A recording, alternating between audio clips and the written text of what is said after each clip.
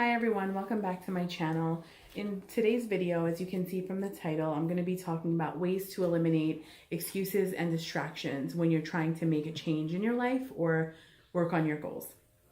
Working on your goals takes a lot of energy.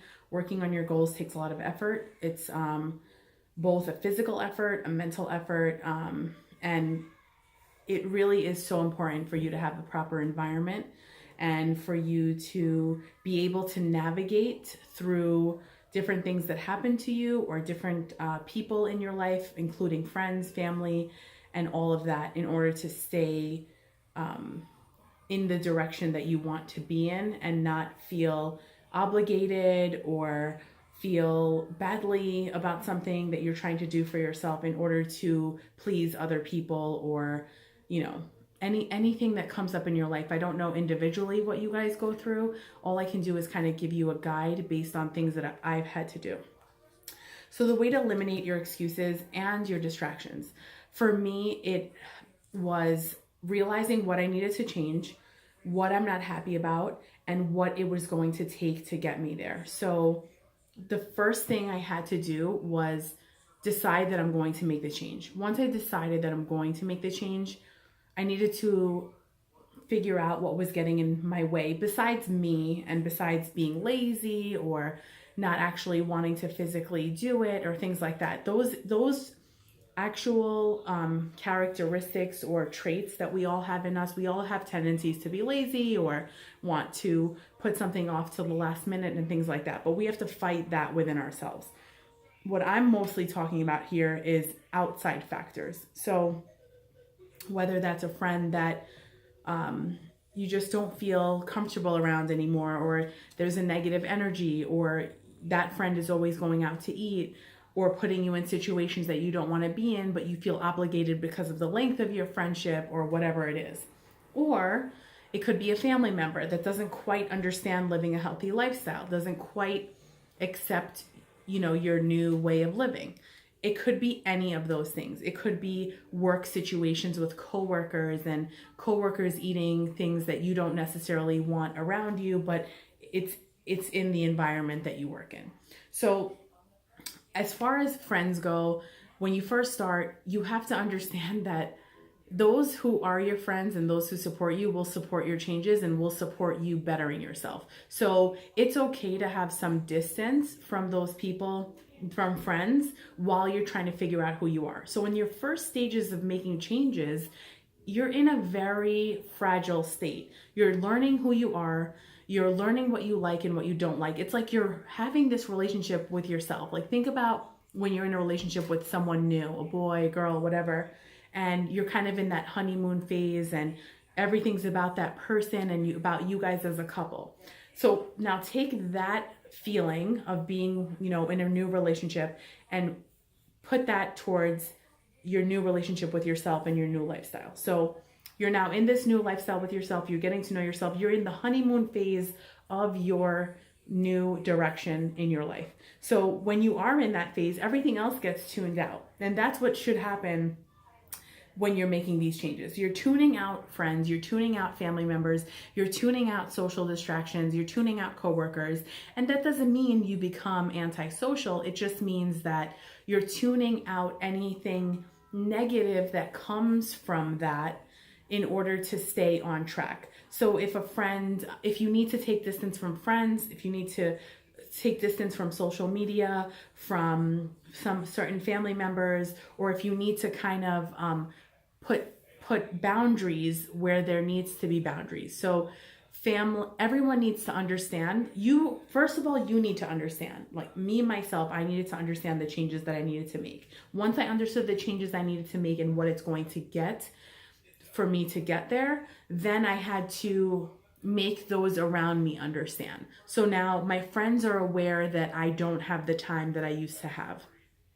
They also are aware that I won't see them as often as I used to, or be able to talk to them as often as I did. My family knows that I no longer can participate in eating certain things, even if we're at the same dinner table. because I will continue to eat what I need to eat and they'll continue to eat what they choose to eat, and that's okay. We could all be together at the same table and we don't necessarily need to eat the same things.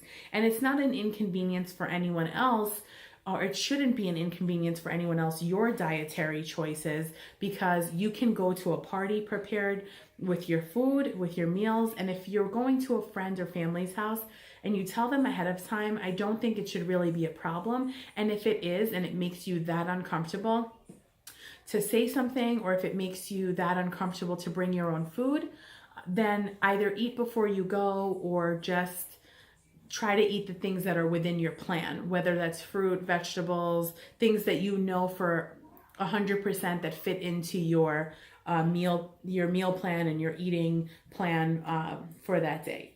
Always always be prepared. Know what to expect ahead of time. If your friends want you to go with them to celebrate at a restaurant, look up the restaurant before you go. See what options they have on the menu. And every restaurant can usually alter things on their menu or steam something instead of, douse it in oil. There's a lot of ways to get around eating what everyone else is eating and kind of still stick to what you're eating. So you just have to be a little strong-minded when it comes to that, because other people that are not eating healthy around you or don't eat the same way as you might come off as being judgmental, or might come off as kind of thinking what you're doing is wrong, and it might just be that it's making them feel bad about their dietary choices and making them take a look at what they're eating. So just keep that in mind, that just because someone's reaction towards the way you're living your life is not exactly favorable or not exactly what you want to hear, just understand that it's not always about you, and it could be whatever's going on within them, that they don't know how to react to you being a different person. And what you're doing for yourself is completely, it's amazing, it's great, and the changes you're making, you should be proud of. And I know there'll be moments where maybe you'll question some of the changes, and you'll question your dietary lifestyle and your choices, but if it makes you feel good and it's making you healthier, then those little uncomfortable things that come up with friends, family, coworkers, and society in general should not really steer you off of your path. Because for me personally, when I was on and off or yo-yo dieting and doing all these things that were not making me happy, it didn't matter if my social circle was happy with me, or if I hung out with my friends every day, or if I loved to eat with my family and cook and eat everything they're eating and be all over social media and having a pretend happy life. That wasn't serving me and my purpose in my life. It wasn't making me happy on the inside. So I had to make changes that made me happy on the inside. And when you're happy on the inside, the outside factors start to matter less and less. I'm not saying it ever goes away. It might not go away for you, because we all have friends and family around us. We all have society, and we have to live in the world and go to work and do all the things that we do. But we still have to understand that we all are individuals, and every single person lives their life a different way. What I do in my meal plan and my exercise routine may not work for literally any of you, but it works for me. And I'm accepting of that within myself. And if anyone else doesn't want to eat the way that I eat, I've also learned to accept that. And I've also learned to let it go. So I do feel very strongly now about maintaining a healthy lifestyle and being active. So yes, it does bother me when those around me, including friends and family, don't eat healthy, and I see it, or I notice that they're just doing things that aren't serving them. But again, I have been there. I actually have been there where I was the one who wasn't doing things that was healthy for me, and my friends and family had to watch. And I'm sure there were moments that they were uncomfortable. Sorry, I'm reaching for my water. I'm sure there were moments that they were uncomfortable with things that I was doing and overeating, and they were worrying about me, and I was still continuing to do it and disregarding their feelings. So it's kind of the same now, from a different perspective. I see how they felt when I wasn't being kind to myself, and when I wasn't being healthy. So it is tough.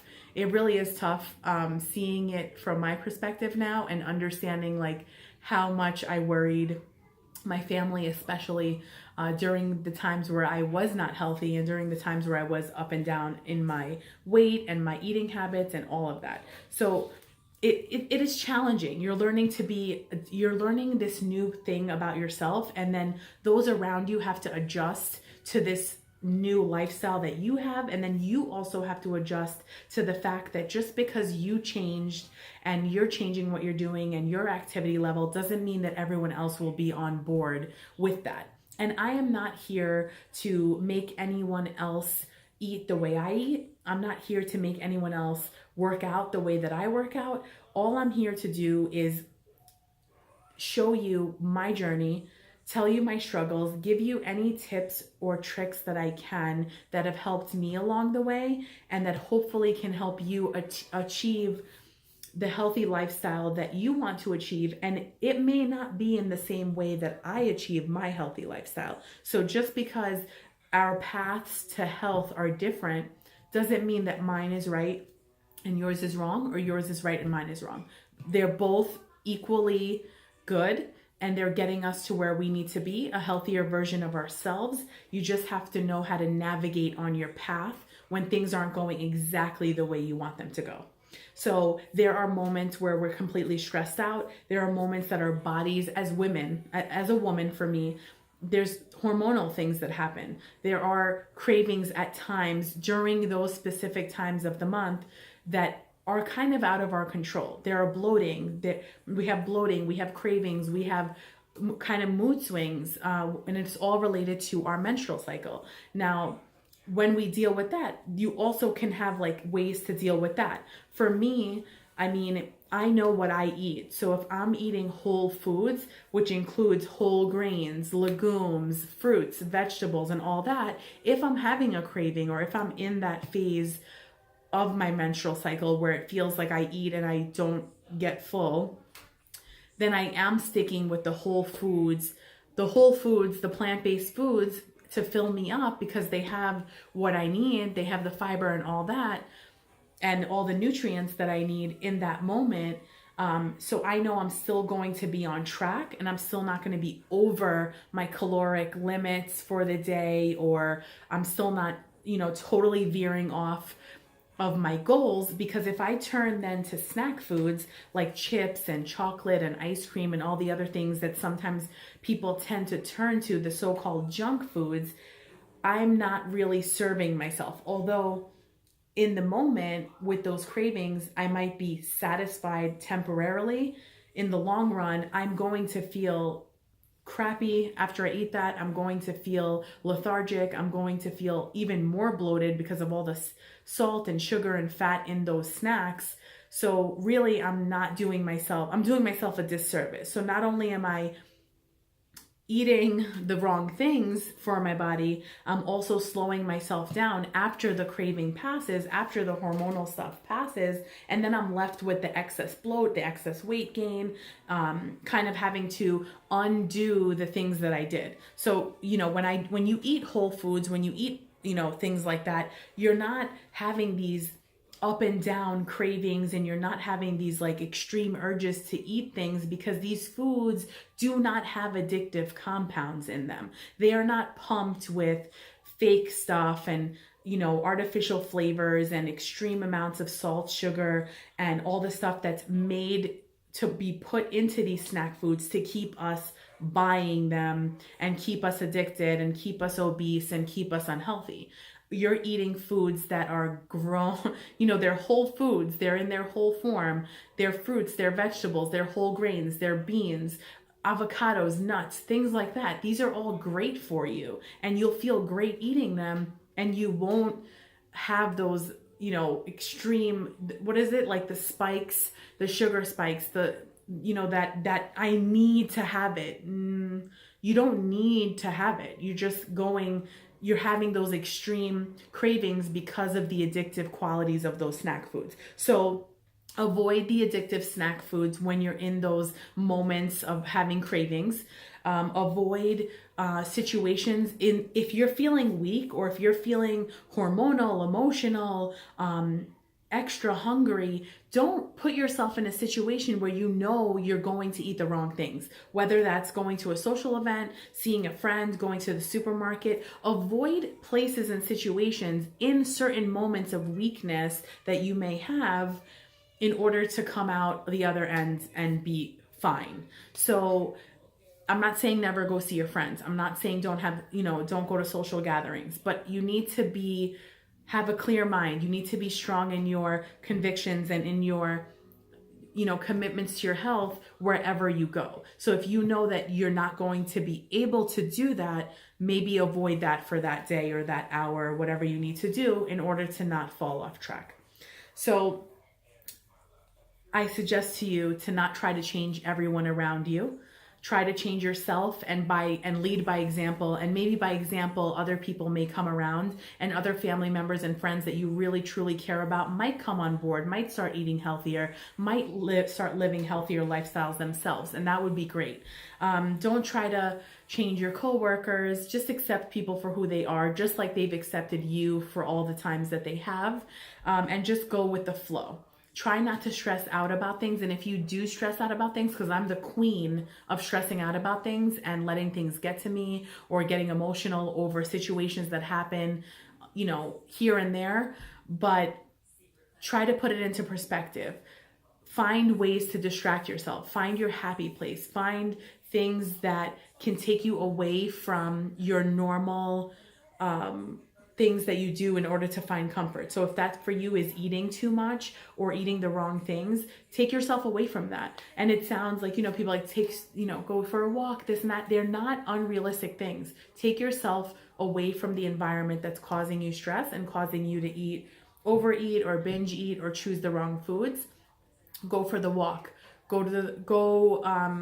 I don't know, what makes you happy? Decide that. Do something crafty. Write in a journal. I'm not a journaler, to be honest, but if I needed to write in a journal, I would. Actually, a friend of mine gave me this book for my birthday, and it's a Finding Gratitude journal, a guided journal to help you notice the good in every day. And believe me, I need this some days.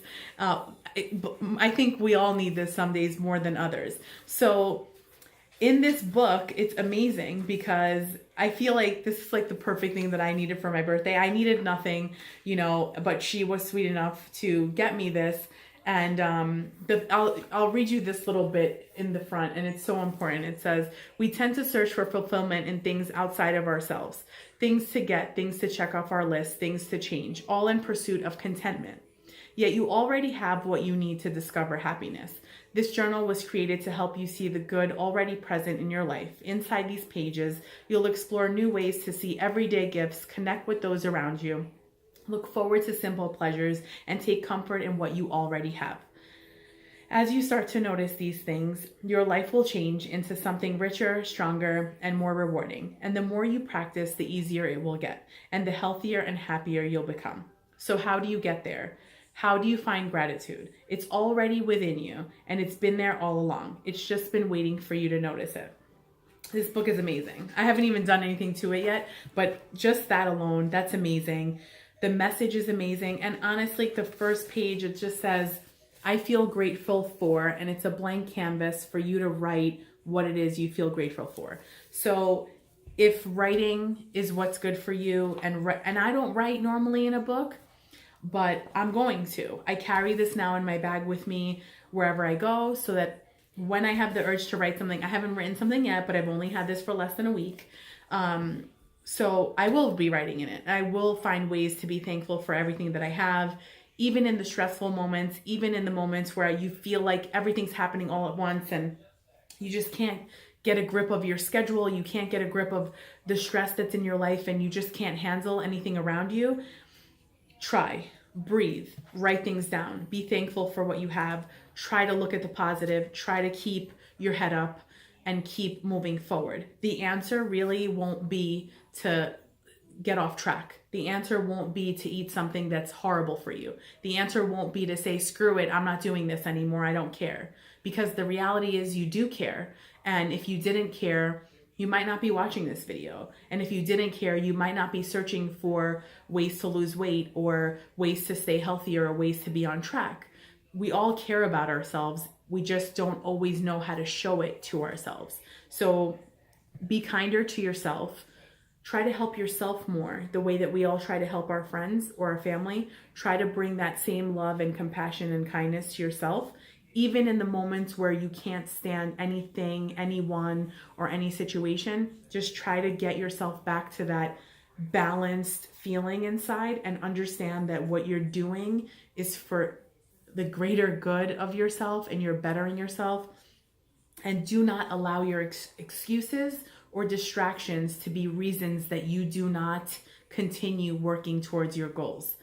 If you have any questions, any comments, you want to leave me feedback, tell me your situation.